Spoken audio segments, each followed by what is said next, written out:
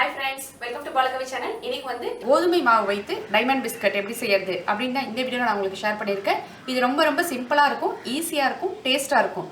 வாங்க எப்படி செய்யறது அப்படின்றத பார்த்துட்டு வந்துடலாம். அதுக்கு நான் இன்னைக்கு 1 கப் அளவு கோதுமை மாவு எடுத்துர்க்கேன். 1 டேபிள்ஸ்பூன் ரவை சேர்த்துக்கிறேன்.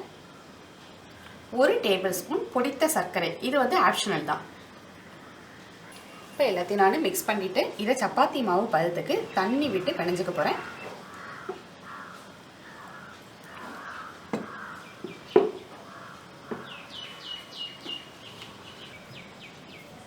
அவ்வளோதான், சப்பாத்தி மாவு பதத்துக்கு நான் மாவை பிணைஞ்சிக்கிட்டேன். ஒரு 1/4 டீஸ்பூன் நெய் சேர்த்துக்கிறேன்.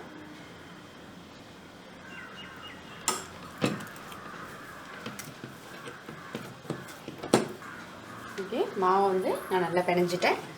இதை நான் ஒரு 3 உருண்டைகளாக நான் மாவை பிரிச்சுக்கிறேன். கொஞ்சமாக கோதுமை மாவு நான் டச் பண்ணிக்கிறேன்.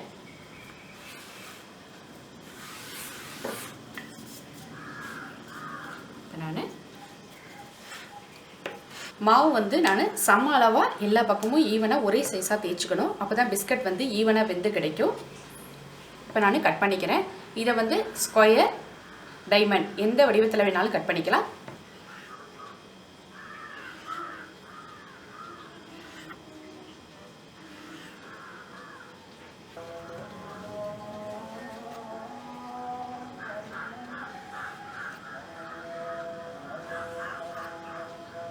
நான் இந்த மாதிரி சப்பாத்தி மாவு எல்லாமே தட்டி கட் பண்ணி எடுத்துக்கிட்டேன். இப்போ அடுப்பில் ஒரு கடாய் வச்சுக்கிறேன்.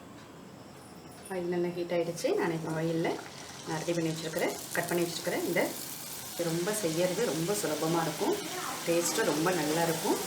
டக்குன்னு ஒரு ஸ்வீட் ஸ்நாக்ஸ் சாப்பிட்ணும் அப்படின்னு தோணுச்சுன்னா கோதுமை மாவு இருந்தால் போதும், உடனே இந்த பிஸ்கட் ரெடி பண்ணிடலாம்.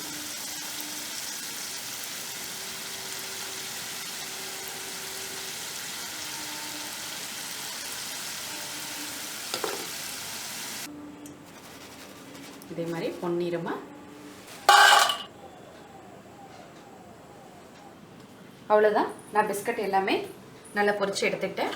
இது வந்து பொரிச்ச உடனே மொறுமொறுப்பாக இருக்காது, கொஞ்சம் நேரம் கழித்து தான் நல்லா மொறுமொறுப்பாக இருக்கும். அடுத்தது எடுக்கும் போதே நல்ல ஒரு பொன்னிறமான நிறத்தில் பொரிச்சு எடுத்துடணும். நம்ம ஆயிலேருந்து எடுத்ததுக்கப்புறமும் கொஞ்சம் கலர் கொடுக்கும் பிஸ்கட்டு, அதனால் ரொம்ப செவந்துடும். நல்ல பொன்னிறமாக இருக்கும் போதே எடுத்துடணும். அடுப்பில் ஒரு பாத்திரம் வச்சுக்கிட்டு அந்த பாத்திரத்தில் நான் 1/2 கப் அளவு சர்க்கரை எடுத்துக்கிறேன். 1 கப் அளவு கோதுமை மாவு, அதுக்கு பாதி அளவு சர்க்கரை, 1/4 கப் அளவு தண்ணி சேர்த்துக்கிறேன்.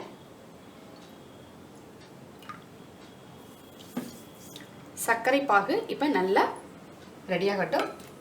சர்க்கரை பாகு ஃபஸ்ட்டு சர்க்கரை கரையட்டும். கரைஞ்சோடனே சர்க்கரை பாகு ரெடி ஆனோடனே உங்களுக்கு நான் பதம் காமிக்கிறேன்.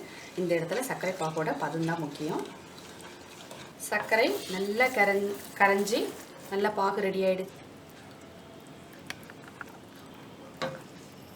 நல்லா போய் அடியில் உட்காந்துருச்சு பாருங்கள். சர்க்கரை எவ்வளோ கெட்டியாக இருக்குது. இதை மாதிரி பதம் வந்தோடனே நான் ரெடி பண்ணி வச்சுருக்கிறேன் இந்த பிஸ்கட் எல்லாத்தையும் நான் இதில் சேர்த்துக்கிறேன். அடுப்பு குறைவான தீயில் இருக்குது. பிஸ்கட்டை நல்லா எல்லா இடத்துலையும் சுகர் பரவுற மாதிரி நல்லா பரட்டி விட்டுக்கிறேன்.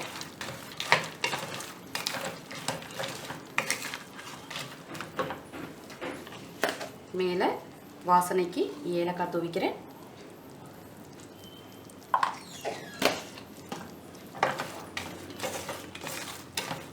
இப்போ நான் அடுப்பை ஹையில் வச்சுட்டேன். சர்க்கரை நல்லா முறுக்கி பிஸ்கட்டோட நல்லா ஒன்று சேர்ந்து கிடைக்கும். அதுக்காக தான் சர்க்கரை பாகில் ரெசிபி வந்து நம்ம பெரட்டி எடுக்கும்போது அப்படி நமக்கு நல்லா அடுப்பை ஹீட்டில் வச்சுட்டு இப்படி நல்லா மிக்ஸ் பண்ணும்போது நூலாக பதம் கிடைக்கணும். அது மாதிரி பதம் வந்துச்சுன்னா நமக்கு நல்லா மொறுமொறுப்பாக கிறிஸ்பியாக இருக்கும் ரெசிபி. இப்போ நான் அடுப்பை ஆஃப் பண்ணிட்டேன். அடுப்பை ஆஃப் பண்ணிட்டு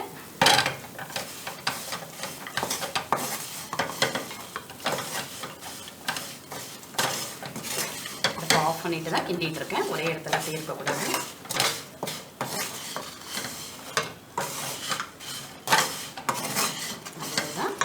சூப்பராக சிம்பிளாக கோதுமை மாவில் பிஸ்கட் ரெடி பண்ணியாச்சு. இந்த பிஸ்கட் எல்லாருக்குமே ரொம்ப பிடிச்சி போயிடும். இப்போ இதை ஒரு பிளேட்டில் நான் மாற்றிக்கிறேன். அவ்வளோதான். இப்போ நான் பிஸ்கட்டை ஒரு பிளேட்டில் மாற்றிக்கிறேன். எவ்வளோ ஒரு நல்லா முறுமுறுப்பாக கரகரப்பாக சவுண்டு கேட்குது பாருங்கள்.